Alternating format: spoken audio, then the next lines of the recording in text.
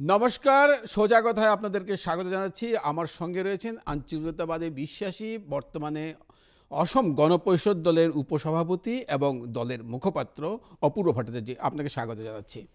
নমস্কার।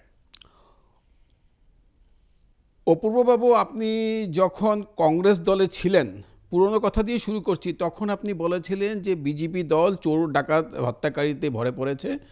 তো এই এই বর্তমানে আপনি সেই দলের সহযোগী দলে যোগদান করেছেন, যেখানে আপনাদের সম্মিলিত সরকার রয়েছে, মোর্চার সরকার রয়েছে সেখানে। তো এই কথার পরিপ্রেক্ষিতে আজকে আপনি ওই দলের শরিক দলে যোগদান করেছেন, সেই অবস্থান কি এখনও আপনার অনড় রয়েছে?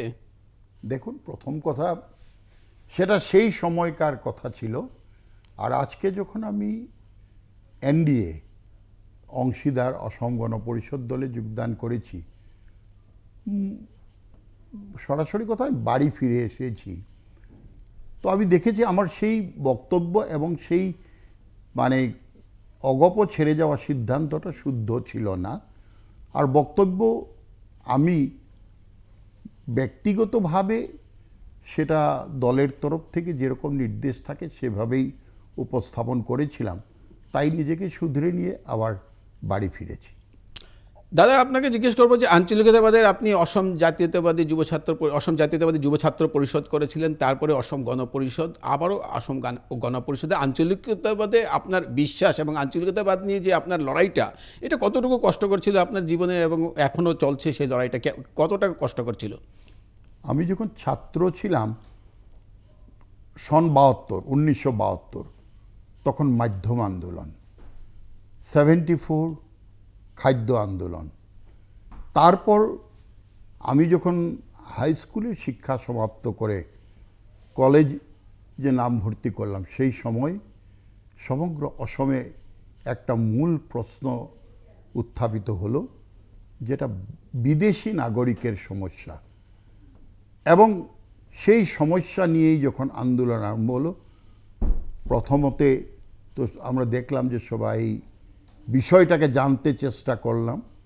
ভয়াবহতা সম্পর্কে যখন জ্ঞাত হয়েছি, তারপর আমি যোগদান করলাম অসম জাতীয়তাবাদী যুব ছাত্র পরিষদ।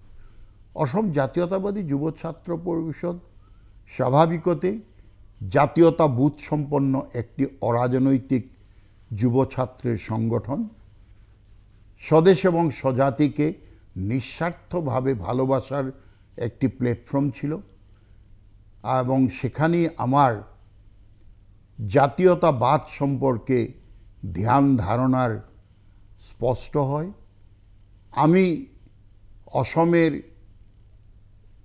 এবং অসমের বাসিন্দাদের যেটা জনগাঁথনি বলে, জনবিন্যাস, তারপর একটা যে অসমিয়া জাতি কিভাবে গঠিত হলো, সেই সম্পর্কে যখন বিভিন্ন ব্যক্তি এবং তথ্যের আধারে আমি একটা নিশ্চিন্তভাবে সিদ্ধান্ত নিলাম যে আঞ্চলিক ধ্যান ধারণা দিয়েই উন্নয়ন সম্ভব, এবং সেই অঞ্চলে বসবাস করা প্রতিজন মানুষের মনে আত্মবিশ্বাস এবং দেশমাতৃর প্রতি ভালোবাসা জাগিয়ে তোলাটা আঞ্চলিকতাবাদের মূল লক্ষ্য এবং মন্ত্র। সেই ধ্যান ধারণা নিয়েই আঞ্চলিকতাবাদকে ধরে আমি আবার রাজনৈতিক জীবনও আরম্ভ করি 2004 সনে অসম গণপরিষদ। 2004 সন থেকে 2013 পর্যন্ত আমি অসম গণপরিষদে বিভিন্ন দায়িত্বে আমি দলের সাথে জড়িত ছিলাম। দল আমাকে যথেষ্ট ভালোবাসাও দিয়েছিল। কিন্তু রাজনীতি এমন একটা ক্ষেত্র যে হঠাৎ কিছু বিষয় আসে, যখন সক্রিয় রাজনীতিক কিছু স্বাভিমান, কিছু প্রত্যাবান এবং কিছু পরিস্থিতিগত কারণেই সিদ্ধান্ত নিয়ে দল পাল্টায়। আমারও সেটাই হয়েছিল। কিন্তু 11 বছর ভারতীয় জাতীয় কংগ্রেস দলের সাথে যুগ্ম হয়ে থাকার পর একটা কথাই দেখলাম, কেবল রাষ্ট্রীয় ধ্যান ধারণার ছাড়া অঞ্চলের উন্নতি আর উন্নয়নের জন্য ভারতীয় জাতীয় কংগ্রেস মূলত সময় খরচ করতে চায়নি এবং তার জন্য বিক্ষোভ, ক্ষোভ এবং অবহেলা এগুলো রয়ে গেল। তাই আবার বাড়ি ফিরে এসেছি এবং এই বিশ্বাস নিয়ে এসেছি, দেখেছি যখন ভারতবর্ষে এখন এক প্রকার আঞ্চলিক রাজনীতিরই এখন দপনি চলছে এবং সেই বিশ্বাস নিয়ে যথেষ্ট কষ্টকর ছিল, মানুষকে বোঝানো অসুবিধা হতো। আর অসম গণ পরিষদের জন্ম হয়েছিল এক সুদীর্ঘ ঐতিহাসিক অসম আন্দোলনের পর। তো যেমনি ধরুন বিশেষ করে বাংলাভাষী হিন্দু মানুষ প্রথমে একটা প্রশ্নের মধ্যে ছিলেন যে অসম গণ পরিষদ আমাদের ভবিষ্যৎ কী হবে। কিন্তু অসম গণ পরিষদের 2টি কার্যকালে আসামে বাংলাভাষী মানুষ যথেষ্ট ধরনের মর্যাদা পেয়েছিল, সমাদর পেয়েছে এবং সেই অনুরূপ আমরা অসমকে ভালোবাসা, অসমের ভাষা, সাহিত্য, সংস্কৃতিকে আপন করে নেওয়া ইসলাম ধর্মী মানুষেরও আমরা সমর্থন পেয়েছিলাম এবং এটা নিঃসন্দেহে, কারণ ভারতবর্ষ যেটা সাংবিধানিক ব্যবস্থা, এই সাংবিধানিক ব্যবস্থা হচ্ছে অটোক্র্যাটিক আর the party in power in the centre they are the big boss. তো এটা তো স্বাভাবিক এই নীতির ফলে। কিন্তু দেখা গেছে ইদানিং যে 1963 সনে ডিএমকে দলের জন্ম যে কারণে হয়েছিল, যে কেন্দ্রীভূত শাসন ব্যবস্থা থাকলেও ক্ষুদ্র ক্ষুদ্র জাতিসত্তা এবং ক্ষুদ্র ক্ষুদ্র রাজ্যকে যথেষ্ট রূপে গুরুত্ব দেওয়ার প্রয়োজন আছে এবং আসাম এবং উত্তর পূর্বাঞ্চল এটা তো আমাদের বৈদেশিক নীতির দিক থেকেও যথেষ্ট গুরুত্বপূর্ণ, কারণ পাশেই রয়েছে আমাদের বৈরী রাষ্ট্র চীন, এদিকে এখন জন্ম হওয়া 71 সনে জন্ম হওয়া বাংলাদেশ, তারপর মিয়ানমার আছে।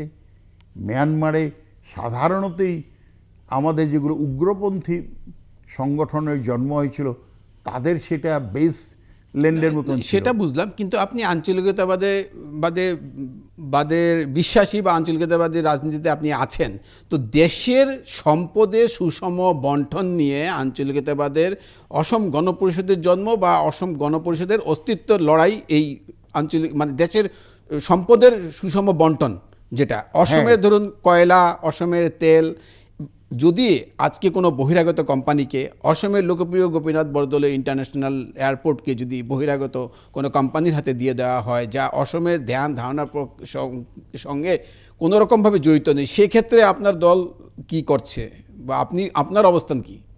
দেখুন, ব্যক্তিগতভাবে আমি একটা আলাদা সত্তা, কিন্তু যেহেতু কি আমি অসম গণ পরিষদ দলের একজন নিষ্ঠাবান সদস্য, সেবক, প্রথম কথা দলের নীতি, আদর্শ এবং সিদ্ধান্তকে আমাকে এগিয়ে নিতে হবে এবং সেখানে সেই সিদ্ধান্ত গ্রহণের সময় আমি পার্যমানে চেষ্টা করেছি যে আমার দৃষ্টিভঙ্গি আমি তুলে ধরার জন্য। অসমের জমি বাংলাদেশকে দিয়ে দেওয়া আপনি ব্যক্তিগতভাবে কি তার সাপোর্ট করেন? আপনি দল আপনাকে সাপোর্ট করতে বলেছে? না, দেখুন, সেটা নিয়ে তো আমাদের ব্যক্তিগতভাবে অসম গণ পরিষদ দল অসম আন্দোলনের পৃষ্ঠভূমিতে জন্ম নিয়েছে। তো অসম গণ পরিষদ মিত্রতার ধর্ম পালন করলেও যেমন আমরা আমাদের কয়েকটি বিষয় নিয়ে আমরা অধিক স্পষ্ট, আর সে সম্পর্কেই বিভিন্ন সময় আমাদের নেতৃবৃন্দ সে কথা তুলে ধরেছে, রাষ্ট্রীয় পর্যায়ে হোক, কোর কমিটিতে হোক। স্বাভাবিকতে আমাদের বক্তব্য সিদ্ধান্ত পাল্টে দিতে পারে না, কিন্তু এই কথাটা আমাদের প্রতিষ্ঠিত হয়েছে যে অসম গণ পরিষদ অসমবাসী, অসমের সম্পদ, অসমের ভৌগোলিক চারিসীমা নিয়ে, অসমের ভাষা, সাহিত্য, সংস্কৃতি নিয়ে যারা দীর্ঘদিন ধরে এ মাটিকে মাতৃ হিসাবে গ্রহণ করেছে, এখানের ভাষা, সাহিত্য, সংস্কৃতিকে তুলে ধরেছে, তাদের পক্ষে অসম গণ পরিষদ কোনোদিন কোনো কম্প্রোমাইজ করেনি। হ্যাঁ, আমাদের দলের সভাপতি একটা কথা বলেছিলেন, মিত্রতা মানে কম্প্রোমাইজ নয়, অ্যাডজাস্টমেন্ট। আর একটা সময় এসেছিল যে আঞ্চলিক দল শক্তিহীন হয়ে পড়ে সমগ্র ভারতবর্ষের, আমরা তেলেগু দশমের কথাই দেখুন, তারপর নিকটাবর্তী এখন যেটা ধর পশ্চিমবাংলায় তৃণমূল কংগ্রেস, যদিও বা সেটা সর্বভারতীয় তৃণমূল কংগ্রেস বলা হয়েছে, কিন্তু প্র্যাকটিক্যালি তৃণমূল কংগ্রেস পশ্চিমবাংলার একটি আঞ্চলিক রাজনৈতিক দল। তো ঠিক সেভাবেই আমাদের দলের দৃষ্টিভঙ্গি, আমাদের মাননীয় সভাপতি, কার্যকরী সভাপতি স্পষ্টভাবে কোর কমিটির বৈঠকে বলুন, মিত্র দলের বৈঠকে যুক্তি সহকারে উত্থাপন করে আসছে আর আসবে। আপনার দলের আপনি কথা সুন্দরভাবে বললেন, কিন্তু লোকের মনে যেটা রয়েছে যে অসম গণপরিষদ দল এবং ইউপিপিএল যেই মিত্রজোটের সরকার রয়েছে তাদেরকে কিন্তু দল সেইভাবে ভারতীয় জনতা পার্টি গুরুত্ব দিচ্ছে না। ইউপিপিএল থেকেও সাংসদরা রয়েছেন, আপনার দলের 2 জন সাংসদ রয়েছেন, কিন্তু তাদেরকে কোনো ধরনের সেই ধরনের মন্ত্রিত্ব দেওয়া হয়নি। ভারতীয় জনতা পার্টি তার দুটো সিট দখল করে নিয়েছেন কেন্দ্রীয় মন্ত্রিসভা সম্প্রসারণে। দলের অবস্থান কি এই বিষয়ে একদম স্পষ্ট করে বলি যে আজ প্রায় 10 বছর পর লোকসভায় অসম গণপরিষদ দলে প্রতিনিধিত্ব নিশ্চিত হলো। এই যে সুদীর্ঘ 10 বছরে দেশের রাজনীতি, রাজ্যের রাজনীতি বহুত পাল্টে গেছে। জনসাধারণ হঠাৎ করে 2014-তে যখন একটা বিশেষ ধ্যান ধারণাতে কংগ্রেস ত্যাগ করে শিফট করলো, তখন আঞ্চলিক রাজনৈতিক যেগুলো দল ছিল সমগ্র ভারতবর্ষেই তারা বিভিন্ন সংকট এবং প্রত্যাহ্বানের সম্মুখীন হয়েছে। সেটা রাইট। এবং তারপর আমরা এটা কথা ভাবি না, দেখুন আজকে আমাদের 9 জন বিধায়ক আছে, 2 জন মন্ত্রী আছে।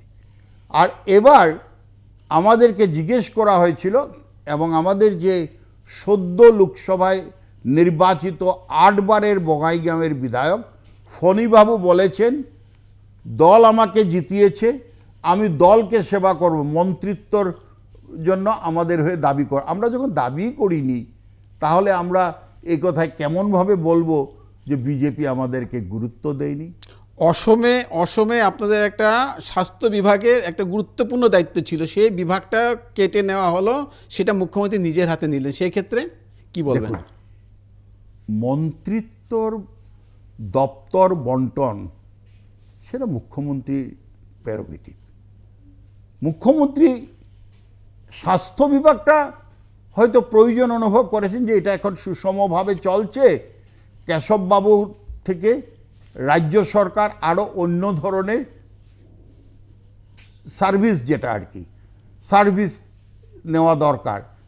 ইতিমধ্যে পরিমল শুক্লবৈদ্য রাজ্যের একজন গুরুত্বপূর্ণ ক্যাবিনেট মন্ত্রী, উনি যখন লোকসভায় উনিও নির্বাচিত হয়ে গেলেন, তখন excise department, fishery department, transport department, এই 3টা ডিপার্টমেন্ট যারা ডাইরেক্টলি রেভিনিউ আর্ন,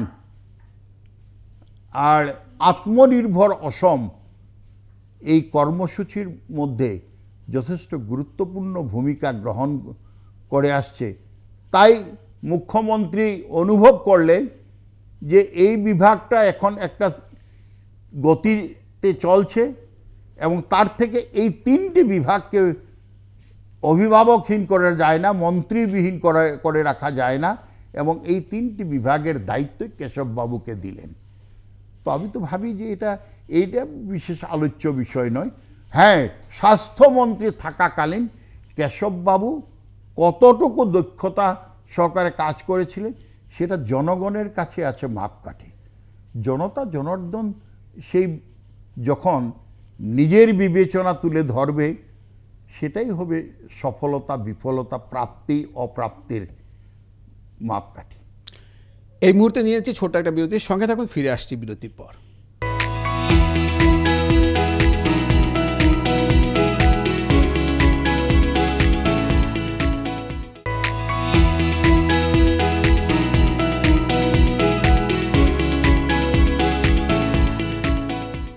ফিরে এলাম বিরতির পর। আমাদের সঙ্গে সোজা কথায় রয়েছেন অসম গণপরিষদের নেতা অপূর্ব ভট্টাচার্য।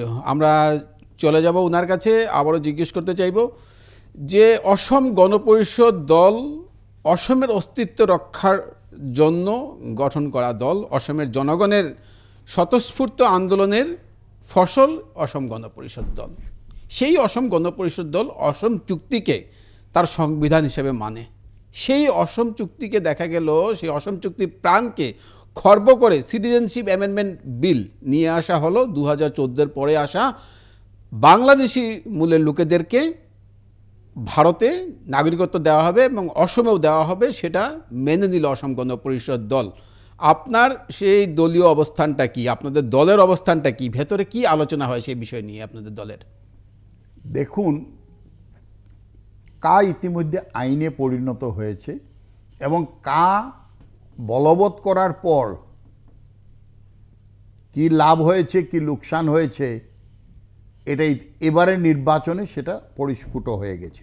কিন্তু অসম গণ পরিষদ দল নীতিগতভাবে মনে প্রাণে অসম চুক্তির প্রতিটি দফার রূপায়ণ হলেই দেশি বিদেশি এই একটা যে অমীমাংসিত সমস্যা, এটার স্থায়ী সমাধান হবে, অসমের ভাষা সাহিত্য সংস্কৃতিও সুরক্ষিত হবে, খিলঞ্জিয়া মানুষ তার অধিকার পাবে। সেই নীতিটার থেকে চুলমানও সরে আসেনি।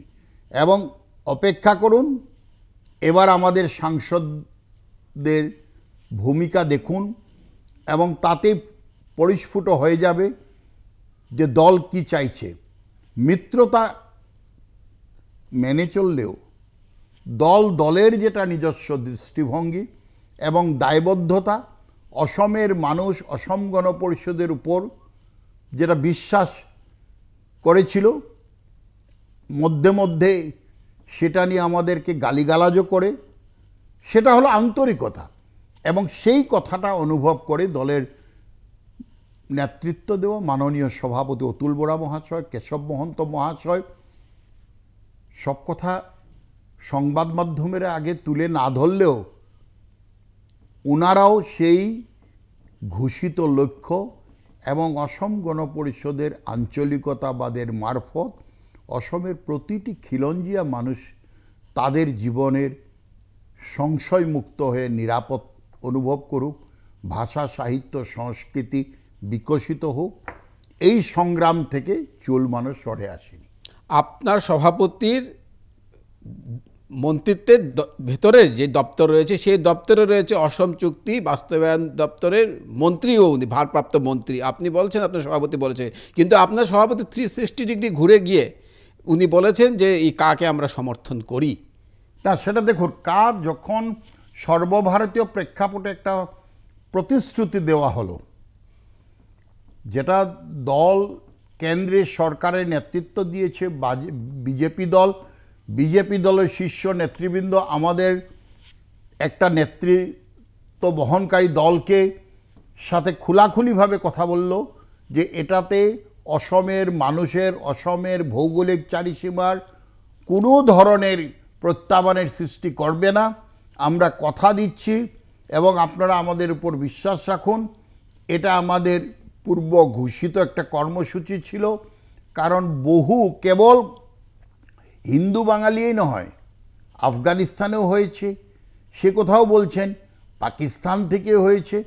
সেই মানুষগুলোর জন্য একটা আমরা আইন প্রস্তুত করে রাখছি যে ভবিষ্যতেও যাতে এভাবে যদি কোনো ভারতীয় লোক, হিন্দু মানুষ যদি প্রতারিত হয়, তখন যাতে তাদেরকে ভারতবর্ষ তার সন্তান হিসাবে না। তো ডেডলাইন তো ওটাতে 2014 ডেডলাইন দেওয়া আছে, তারপরে আসা লোকেদেরকে আর নেওয়ার সুযোগ না। সেটাই, কিন্তু সে পর্যন্ত এখনও তো এমন কোনো, এবার তো প্রমাণ হয়ে গেল, কেউ আবেদন করলো না, কেউ আইতে চাইল না, তারপর আর কার সম্পর্কে শঙ্কা তুলে ধরে লাভ নেই বলে ভেবেছি। এবং আমরা অসম চুক্তির অন্যান্য দফা রূপায়ণ সম্পর্কে দলের সভাপতি, যেহেতু এই বিভাগেরও মন্ত্রী, কিছুদিন পূর্বে উনি এই বিভাগের একটা পর্যালোচনা বৈঠক অনুষ্ঠিত করেছেন, যেটা আপনারাও দেখেছেন। এবং পর্যালোচনা বৈঠকে কিছু ব্যবস্থাবলী। না, এই যে বৈঠকগুলো হচ্ছে, এই বৈঠকে তো আপনার সমস্যা সমাধান হচ্ছে না এই জন্যই, কারণ কি এই বৈঠকে আশুকে নিয়ে আলোচনা করা হয়, অসম জাতীয়তাবাদী যুব ছাত্র পরিষদকে কি ডাকা হয়, ভারতীয় অসমে থাকা সারা অসম বাঙালি যুব ছাত্র ফেডারেশনের প্রতিনিধিদের কি ডাকা হয়? কারণ যদি আসামে সমবিকাশের কথা বলা হয়, সকলকে নিয়ে যদি বিকাশ করতে হয়, যাদের এটা ইফেক্টটা পড়বে, যারা আরও অন্যান্য জাতির কমিউনিটির লোকেরা আছে, তাদেরকে নিয়ে যদি আলোচনা না হয়, তাহলে ওটা ইমপ্লিমেন্টেশন কি করে হবে? না, দেখুন, প্রথম কথা, অসম চুক্তি কার্যকরী করার ক্ষেত্রে অগ্রগতি সম্পর্কে পর্যালোচনা করতে গেলে যে চুক্তি স্বাক্ষরকারী হিসাবে সারা আসাম ছাত্র সংস্থার সাথে নেতৃবৃন্দকে তো বাদ দিয়ে এটা আলোচনা করা যায় না, বা অন্যান্য বিষয়ে অসমের যারা জাতীয় সংগঠনদেরকে তো সরকার নিমন্ত্রণ করে বিভিন্ন বিষয়ে পরামর্শ নিয়েছে, আলোচনা করেছে। হ্যাঁ, ঠিক আছে, যদি এই বিষয়গুলো নিয়ে কিছু রয়ে গেছে, তাহলে নিশ্চিন্তভাবে আমি দলের সভাপতি তথা অসম চুক্তি রূপায়ণ মন্ত্রীকে আমি অবগত করব, এবং এই দিকগুলোকে যাতে গুরুত্ব দেওয়া হয় সে বিষয়েও আপনার এই আলোচনার মধ্য দিয়ে আমি আমার দায়িত্ব পালন করব বলে কথা দিলাম। আপনি অসম ভারতের সংঘাত নিরসনে আলফার সঙ্গে চুক্তি হয়েছে, সেই চুক্তিকে আপনার দল কিভাবে দেখছে সেই চুক্তিকে?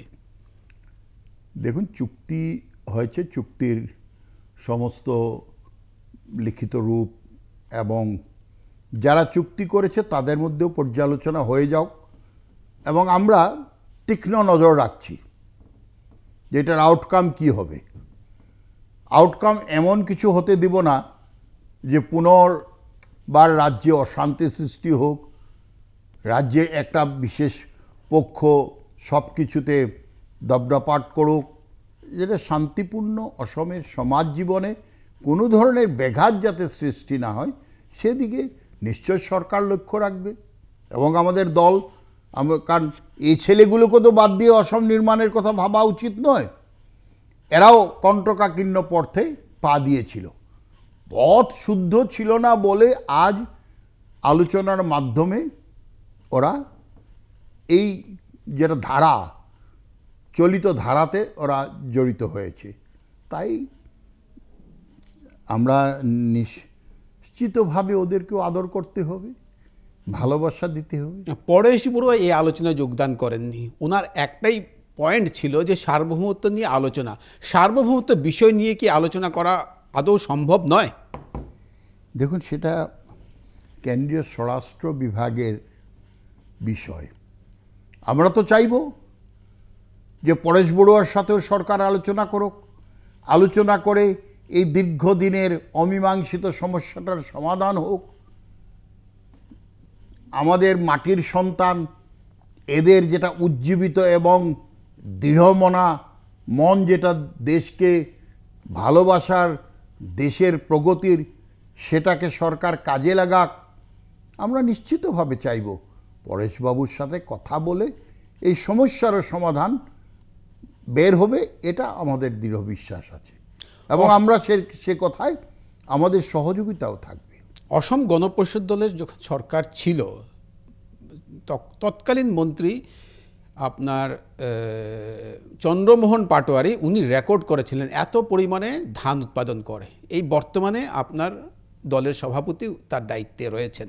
বিভিন্ন জায়গায় অভিযোগ ওঠে যে কৃষকরা বন্যাতে ক্ষতিগ্রস্ত হয়েছে, কৃষকরা ধানের পতান মিলছে, তাদের খড় হচ্ছে ধানের জায়গায়, তো সেই রকমভাবে নজর দেওয়া হয়নি নাকি? কেন, কোথায় এই খামতিটা রয়েছে? দেখুন, অসমের বান সমস্যা, এটা অসম গণ পরিষদ দল জন্মের শতবর্ষ আগেই থেকে চলে যাওয়া। সে 1828 খ্রিস্টাব্দে দিহিঙে যে শুরু হয়েছিল তখন থেকে এটা চলছে। আর তারপর জায়গা বিশেষে দেখুন, যে আমরা মাথাউরি নির্মাণ করেছি, সে মাথাউরিগুলো যখন মেয়াদ, তো এটা তো আর লাইফ লং, মানুষেরই জীবনে নিরাপত্তা নেই। তারপর ধরুন এইভাবে যেগুলো মাথাউরি নির্মাণ হয়েছিল, সে মাথাউরিগুলা যখন অকেজো হয়ে যায়, তো স্বাভাবিকতে সেগুলো জলের স্রোতে ধাক্কায় ভেঙে গেলে তো নতুন নতুন করেছে। এটা এমন কথা নয় যে এদিকে এই কাজগুলো করলেই আর আসামের বান সমস্যা আর কোনোদিন সমস্যা হয়ে দাঁড়াবে না, এমনও বিষয় না। এখন দেখেন যে এই মাথাউরিগুলোতে প্রটেকশনের জন্য জিবেগ যেগুলো ইউজ করা হচ্ছে, এটা যথেষ্ট ফলদায়ক হচ্ছে। আমাদের জলসম্পদ বিভাগের মন্ত্রী মাননীয় মুখ্যমন্ত্রীর নির্দেশে উনি সমগ্র রাজ্য ভ্রমণ করেছেন, স্থানীয় মন্ত্রীরা করেছেন, বিধায়করা করেছেন। হ্যাঁ, যখন হঠাৎ করে বৃষ্টি যখন বেড়ে গেল তো নদীর জলও বেড়ে গেল, আর নদীর জল বাড়ার সাথে সাথে আমরা মধ্যেখানে আছি, আমরা মধ্যেখানে পাহাড়ে জল হলেই আমাদের এদিকে ঢল নামে।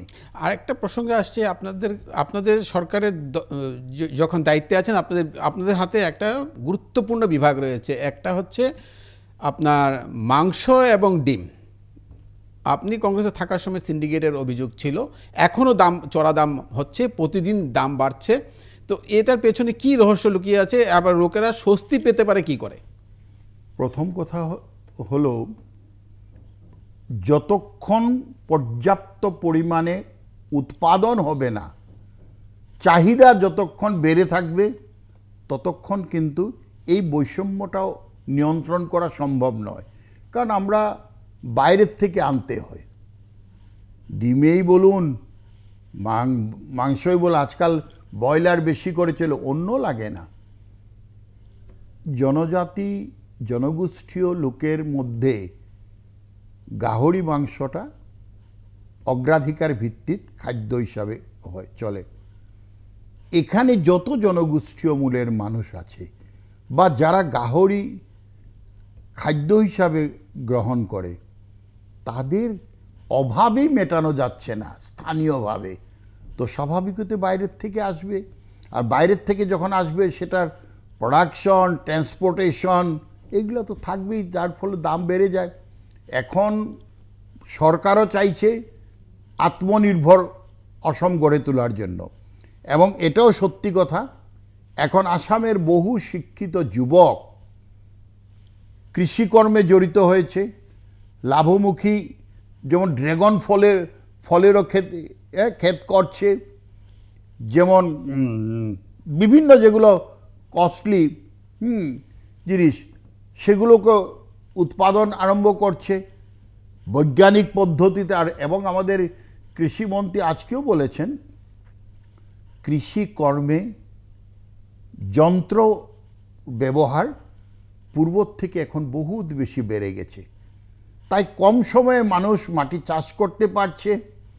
যেভাবে চাষ করছে, রোপণটা এখনও এখানে মেশিন দিয়ে হয় না, আবার সাথে সাথেই সেই ধান কাটা মারনা মারা এগুলোও এখন মেশিনের মাধ্যমে হওয়ার ফলে মানুষের বা যারা কৃষক তাদের যেটা পরিশ্রম, সেই পরিশ্রমটা কমেছে, কিন্তু দেখুন কিছুটা যন্ত্রেরও ব্যয় আছে, সেজন্যও একটু দাম হয়তো বেড়ে যায়। এবং এই কথাটা ঠিক, ক্রমাৎ পূর্ব থেকে, রাজ্যের বাইরের থেকে ডিমই বলুন, মাংসই বলুন, আসাটা কিছু পরিমাণে কমেছে। এবং যেদিনই আমরা আত্মনির্ভরশীল হয়ে উঠব, আরও অধিক পরিমাণে আমাদের যুব প্রজন্ম এক্ষেত্রে জড়িত হয়ে ব্যবসামুখী হিসাবে এগুলো কাজ করবেন, তখন স্বাভাবিকতে এই সিন্ডিকেট আর থাকবে না। এই মুহূর্তে নিয়ে নিচ্ছি ছোট একটা বিরতির, সঙ্গে থাকুন, ফিরে আসছি বিরতির পর।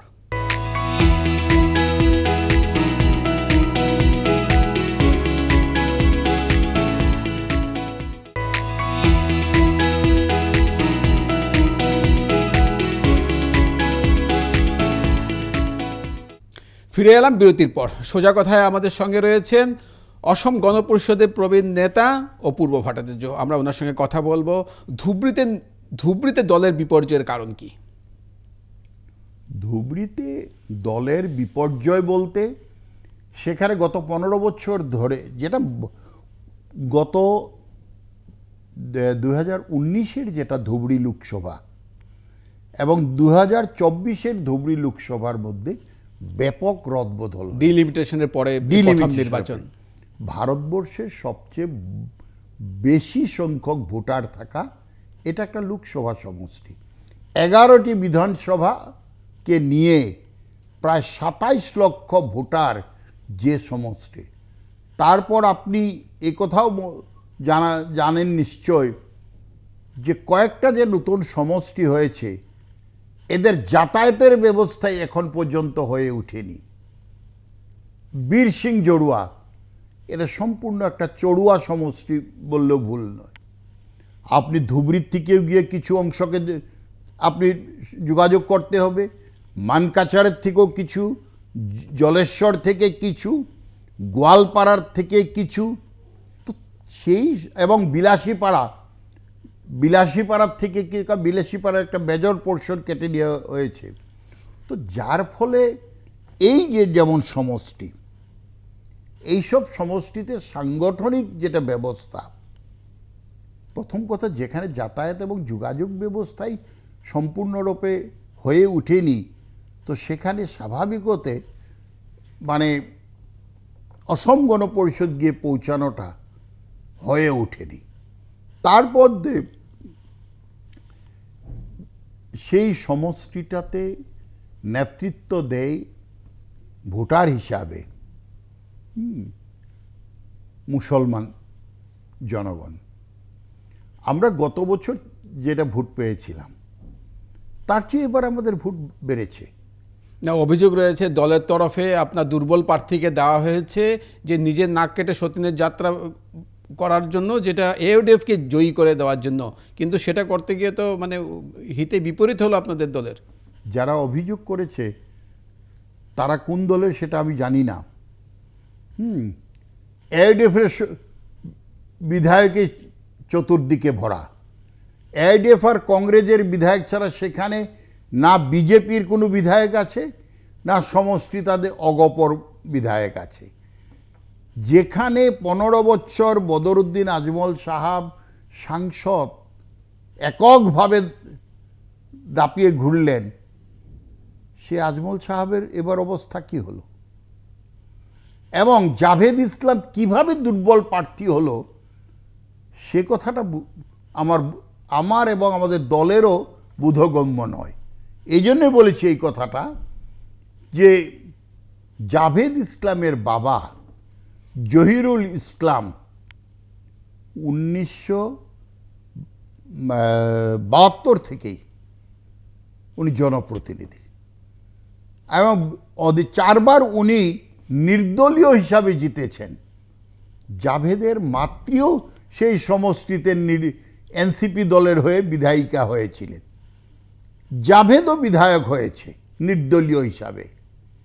এখন বলুন, যারা এই সমষ্টিটা আজ সুদীর্ঘ দিন ধরে রাখছে, জনসাধারণ যাদেরকে জিতিয়েছে, সেটা কিভাবে দুর্বল প্রার্থী হলো? এবং এবার যেটা ধুবড়িতে হয়েছে এটা তো একটা এক প্রকার সুনামি।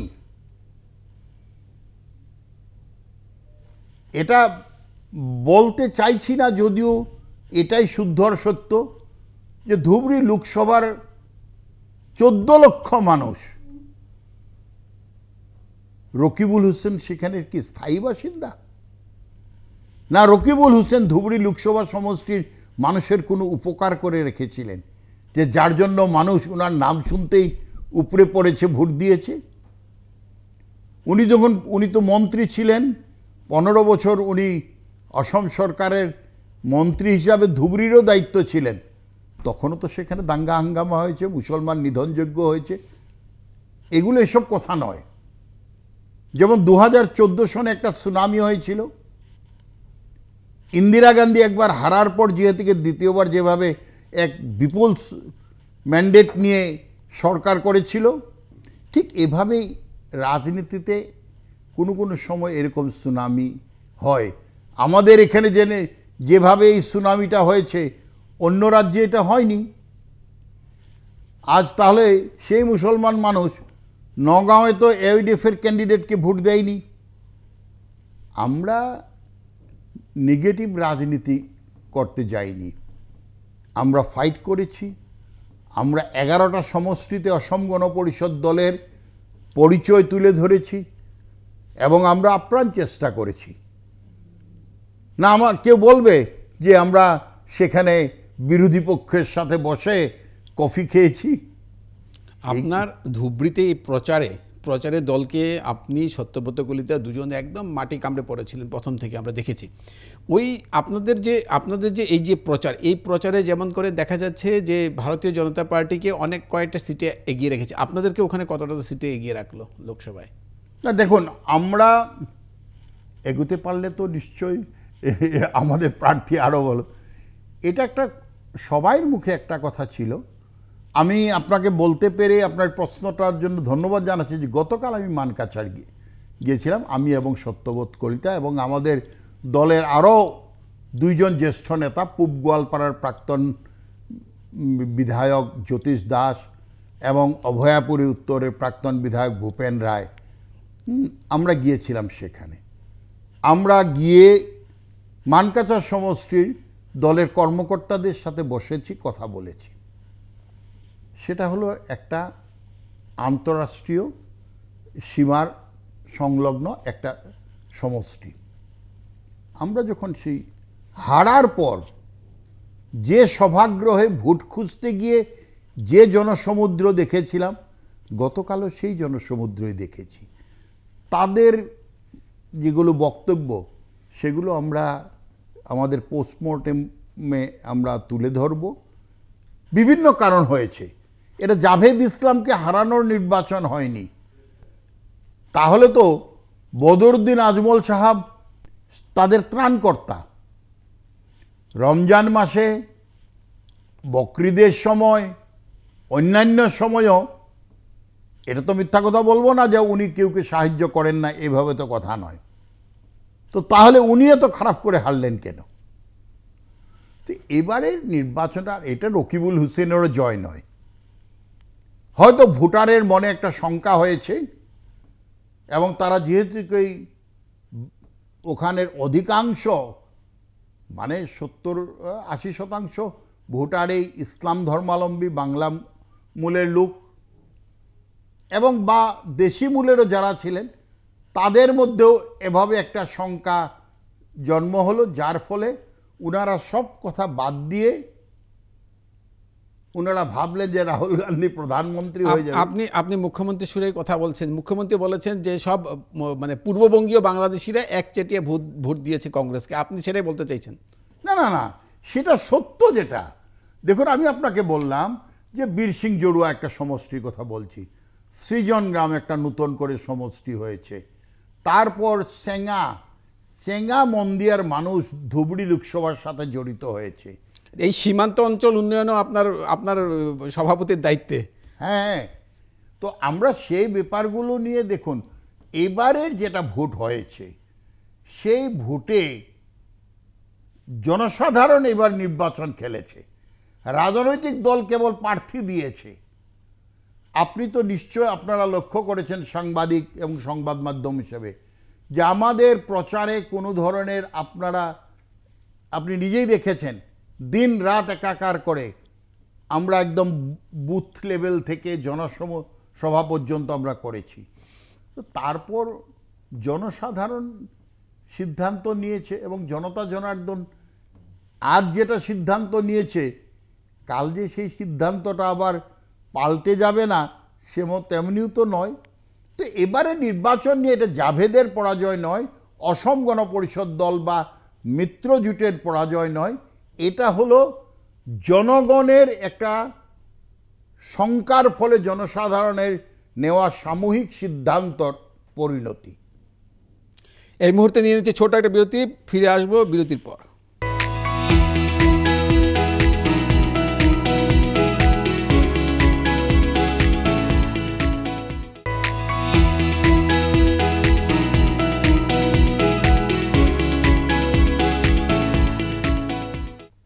ফিরে এলাম বিরতির পর। আমার সঙ্গে রয়েছেন অপূর্ব ভট্টাচার্য, অসম গণ পরিষদ দলের উপসভাপতি এবং দলের মুখপাত্র। আমরা সরাসরি কথা বলবো ওনার সঙ্গে। অসমে এনকাউন্টার, মণিপুরের উপদ্রুত অঞ্চল এখন পর্যন্ত শান্তির মুখ দেখেনি, তার সঙ্গে উচ্ছেদ, বেদখল, ড্রাগস মাফিয়াদের মানে অসমে প্রচুর ঘাঁটি গেড়ে বসেছে, সে নিয়ে দল কি ভাবছে?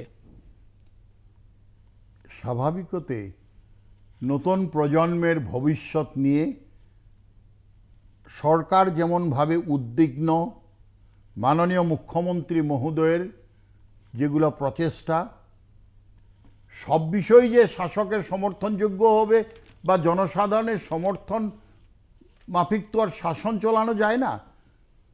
শাসন করতে গেলে কিছুটা দণ্ডও ব্যবহার করতে হয়, কারণ যে উচ্ছৃঙ্খলতা যাচ্ছে, অবাধ ড্রাগসের প্রচলন চলছে, এবং এগুলো খালি ভাববেন না যে অভাবী মানুষ বা কিছু নির্দিষ্ট সংখ্যক লোভ করেছে।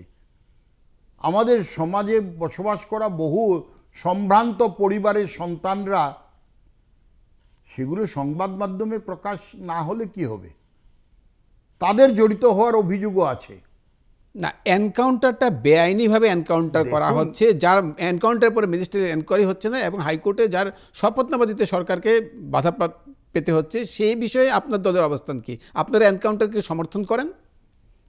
দেখেন, কিছুটা বিষয় আমি আপনাকে বললাম, মিত্রতাতে থাকলে সব কথা আমার দলের দৃষ্টিভঙ্গি মতেই হবে বলে ভাবাটাও উচিত নয়। কারণ নেতৃত্ব দিচ্ছে ভারতীয় জনতা পার্টি, এবং মুখ্যমন্ত্রী হিমন্ত বিশ্ব শর্মা, উনি নিঃসন্দেহে রাজ্যের একজন বিচক্ষণ রাজনীতিক। সর্ব অঞ্চল, সর্বশ্রেণীর মানুষ, সম্প্রদায় নির্বিশেষে উনি ভালো করে ওয়াকিবহাল, এবং পরিস্থিতি যখন গভীর হয়ে যাচ্ছে তখন কিছু কঠোর হওয়াটার তার সমর্থনযোগ্যই হবে।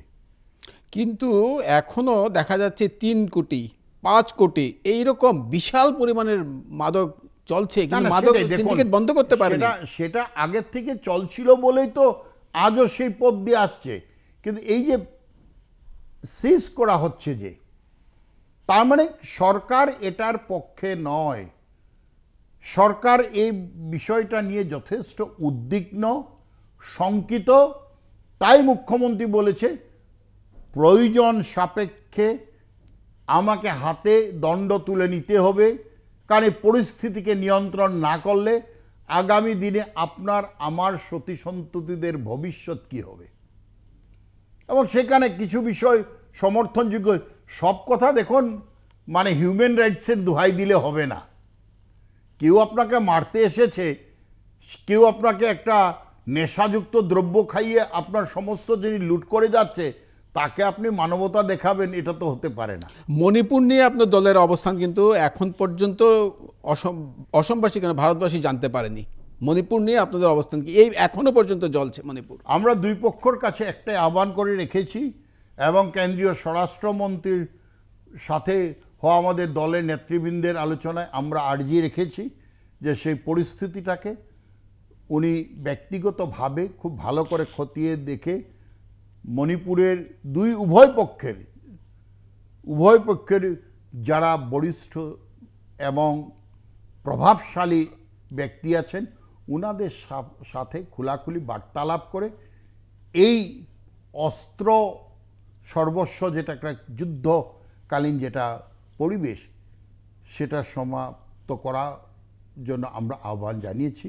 কারণ এটা তো আমাদের মতন, আমরা শরিক দল। 2024 আপনারা অসম গণপরিষদ, ভারতীয় জনতা পার্টি এবং ইউপিপিএল এর সঙ্গে সমর্থন নিয়ে আপনারা নির্বাচনে গেছেন। 2026 রয়েছে, কিন্তু তার মধ্যে হচ্ছে পঞ্চায়েত নির্বাচন। পঞ্চায়েত নির্বাচনে দল কি একাই যাবে, না সঙ্গে নিয়ে সবাইকে সঙ্গে নিয়ে যাবে? হ্যাঁ, আমরা একত্রিত হয়ে এবার তো দেখুন, তৃণমূলে তো আর মিত্রতার মানে বিষয়টা রাজনীতির প্রশ্নই আসছে না। কারণ এবারে পঞ্চায়েতের যে সভাপতি, গ্রাম প্রধান, এটা তো যারা প্রতিটি গ্রামের নির্বাচিত সদস্যরাই নির্বাচিত করবেন। তো সে হলে সরাসরি আমাদের ভোটার এবং গ্রামের জনগণের সাথে সম্পর্ক হবে, এবং তারপর দলীয়ভাবে নির্বাচন হবে কেবল আঞ্চলিক পঞ্চায়েতের জন্য সদস্যের নির্বাচনের জন্য এবং জেলা পরিষদের সদস্য বা সদস্য নির্বাচনের জন্য। কিন্তু মূল নির্বাচনটা হচ্ছে বিনা প্রতীকে। তো এটাতে জনসাধারণ যেভাবে, এবং আমরা আশা করব ভালো উপযুক্ত শিক্ষিত মানুষ পঞ্চায়েতে জিতে আসুক, যাতে স্ত্রী নির্বাচিত হলে স্বামীকে সেই চেয়ারে বসে গ্রাম প্রধানের ভূমিকা পালন করতে না হয়। আর তার সঙ্গে আপনার ডিলিমিটেশন করা হচ্ছে, এবার সীমা নির্ধারণগুলো করা হবে গ্রামে, সেই বিষয় নিয়ে আপনাদের না, সেটা তো এখনো হয়নি। সেটা আগে যেটা পঞ্চায়েত পর্যায়ের ডিলিমিটেশন সমাপ্ত হোক, সেটা প্রকাশ হলেই তারপর সে বিষয়ে। আপনার দল কি চাইবে যে এই নির্বাচনের আগে ডিলিমিটেশনটা হয়ে যাক, তারপর নির্বাচন হোক? নিশ্চয় নিশ্চয় নিশ্চয়, আমরা অপেক্ষারত। যদি ডিলিমিটেশন হয় তাহলে আরও একটা সমস্যা হবে, যে আরও কেন্দ্র বেড়ে যাবে, আরও একটা নতুন ভোটার লিস্ট তৈরি করে নির্বাচনে যাওয়া, যেটা দেখুন, যেহেতু ডিলিমিটেশন হয়েছে 2024-এর লোকসভা নির্বাচন যে ভৌগোলিক চারসীমা নিয়ে হয়েছে, 2026-এর বিধানসভা সেভাবেই হবে। তো 2026-এর বিধানসভা নির্বাচন হওয়ার পূর্বে সেই বিধানসভার যেগুলো অঞ্চল